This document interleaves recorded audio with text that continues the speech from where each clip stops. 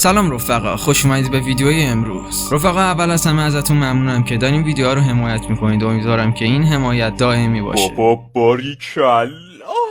خلاصه خیلی ممنونم ازتون. منم سعی میکنم در هر ویدیو بهتر و خفن‌تر بیام. بابا باریکلا. اگه مشکلی در ویدیو هست و یه چیزی اذیتتون میکنه حتما در کامنت ها بگید که اصلاحش کنم. لایک و کامنت و ساب یادتون نره، کلی بهم انرژی میده. دمتون گرم. بریم سراغ ویدیوی امشب. بابا یه خانوم به اسم جنیفر در جنگل آمستردام با سگش رفته بود جنگل برای عکاسی هالووین.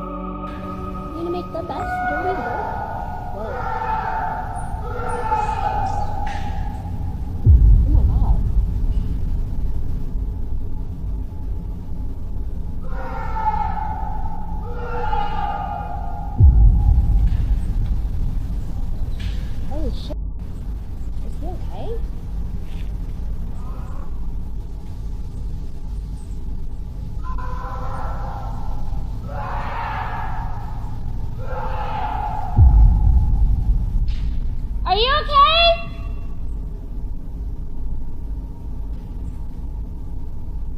Alles gut?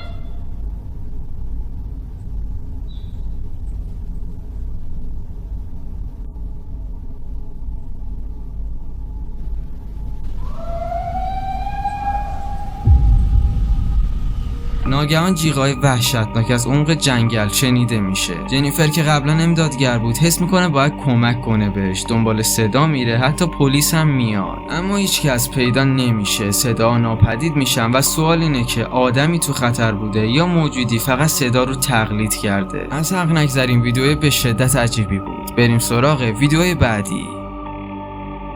رفقا دختری به این اسم خیلی سعی کردم اسمش رو بخونم، واقعا نتونستم. همیشه با دوستای خیالیش توی راه رو حرف میزد. مادرش یه روز عکس سلفی دخترش رو دید که پشت سرش چیزی هست. یه صورت سفید و مف دیده میشه. مادر کل خونه رو گشت ولی هیچکس نبود. خیلیا گفتن لکه روی دوربینه، ولی همون جایی بود که دخترش همیشه با کسی نامرئی صحبت میکرد. ویدیو سوم، خانواده مارتینا. این خانواده ماها صدای عجیب و جابجایی وسایل ها رو تجربه میکردن. مارتینا یه دوربین گذاشت تا مطمئن بشه که این ویدیو وحشتناک رو ضبط کردن.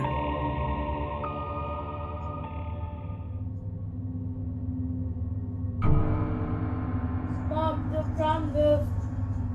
It's okay, just ignore it.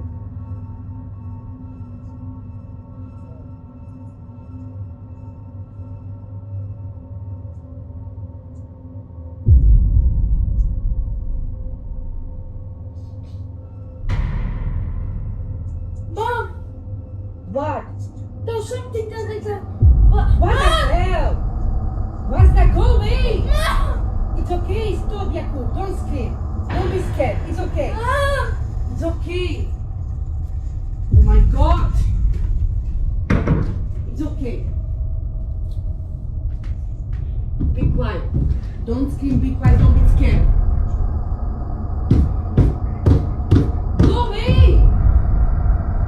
Go away. This is my house. You're not welcome. Jacob, don't scream. Be quiet. Don't be scared. Do nothing because it's nothing gonna be happen. You are here. Martina. It's okay. صدای عجیبی میاد، وسایل تکون میخورن و خانواده با ترس میگن اینجا خونه ماست، برو بیرون. خیلی‌ها گفتن واقعی به نظر میاد، بعضی‌ها هم شک دارن صحنه سازی باشه. حتما نظرتون رو در مورد این ویدیو در کامنت ها بنویسید. در این ویدیویی که قرار با هم ببینیم یک گلیچ رخ داده. یه نفر توی یک کافه داشت بیرون رو نگاه میکرد. مردی روی صندلی نشسته بود.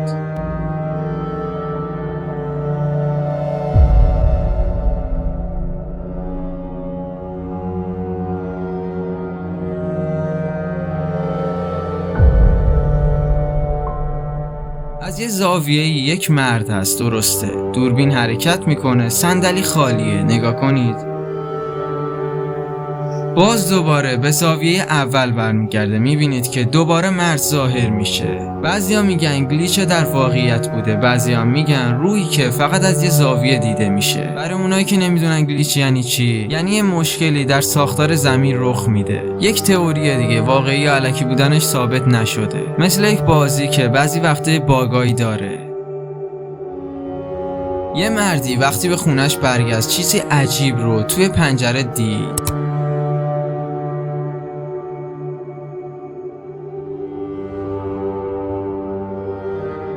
اول عکس پنجره خالیه، توی عکس بعدی یه صورت سفید از پشت شیشه نگاه میکنه و بعد دوباره غیب میشه. خونه خالی بود، هیچ کس داخل نبود و سوال اینه روح بوده یا کسی مخفیانه اونجا زندگی میکرده. در شهر بازی و پارکا اکثرا کودکانو میبینیم که دارن اونجا بازی میکنن و خوش میگذرونن و هیچ وجه ترسناک و تاریکی ازش ندیدی. در ژانویه 2025 این ویدیو توسط زنی به اسم نادیا در تیک تاک منتشر میشه که داشت از یک پارکی میگذشت که یک صحنه بسیار وحشتناک رو میبینه و سریعا از اون صحنه فیلم برداری میکنه.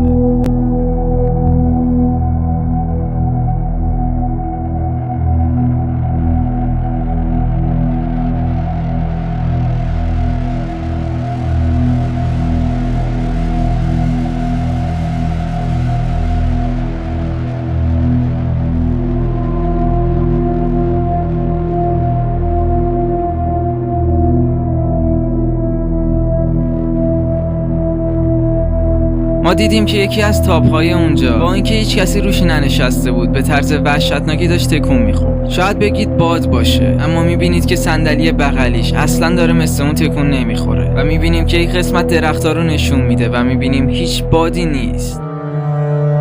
در این ویدیو یک خانم داشت از بچهش فیلم برداری میکرد. وقتی فیلم تموم میشه ارسالش میکنه برای شوهرش و وقتی شوهرش این فیلم رو میبینه متوجه یک چیز بسیار وحشتناک میشه که زن اصلا متوجهش نشده بود و وقتی به زن میگه و زن این ویدیو رو بررسی میکنه واقعا مغزش منفجر میشه. لطفاً با دقت ویدیو رو تماشا کنید.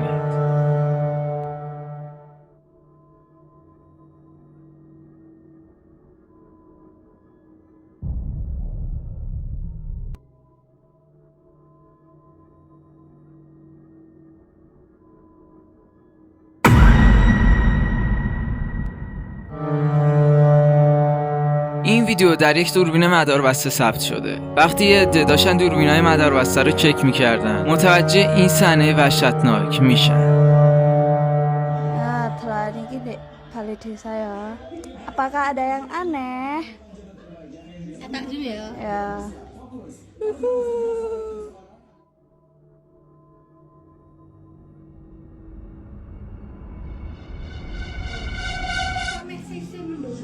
Jam 23.41. Kalau motornya kayak Messi ya? Medeni cah, iso nyuwata ya rainya.